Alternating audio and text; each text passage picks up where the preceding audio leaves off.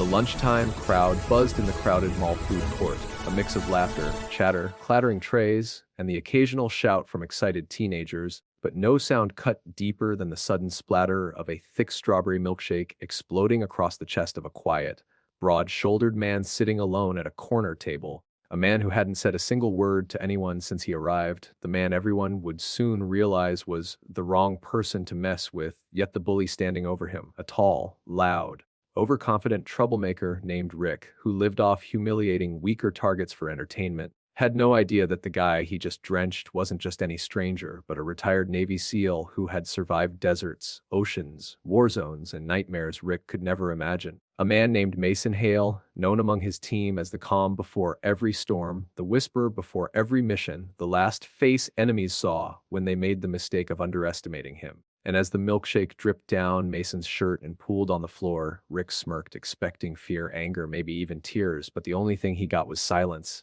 Calm, controlled, chilling silence. Because Mason didn't stand, didn't shout, didn't flinch. He just looked up with a slow, steady gaze that made the friends standing behind Rick shift uncomfortably, as if their instincts screamed that something was wrong, that they had just awakened a sleeping lion. Yet Rick laughed louder, trying to cover his own rising panic, mocking Mason's stillness, calling him names, demanding a reaction, but Mason simply reached for a napkin, wiped the milkshake from his face with the same patience he once used to clean sand from his rifle after a desert operation, and that utterly unshaken composure triggered something in the crowd.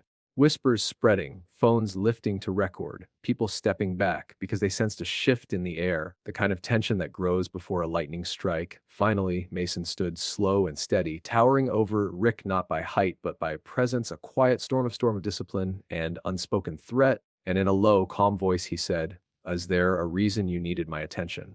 Which made Rick stumble over his words, momentarily losing his false confidence as Mason's tone pierced deeper than any shout could. Because this was not the voice of a man who bluffed or pretended or asked twice. It was the voice of someone who had given final warnings before, real ones, life or death ones. And even Rick felt it, but his pride, bruised by the watching crowd, pushed him to puff his chest and shove Mason again, trying desperately to reclaim control. Yet all he succeeded in doing was revealing his own fear, because while Rick acted tough, Mason was tough, forged under pressure, sharpened by loss, strengthened by missions that cost him brothers and sleep and pieces of his soul. And it was those memories of carrying wounded teammates through gunfire, of nights staring at the stars over silent battlefields, of learning to never raise his hands unless absolutely necessary, that guided him now as he stepped closer, so close that Rick had to tilt his head to maintain eye contact. And Mason quietly took Rick's wrist, not aggressively, not painfully, just firmly enough to show how easily he could control the situation if he wanted to.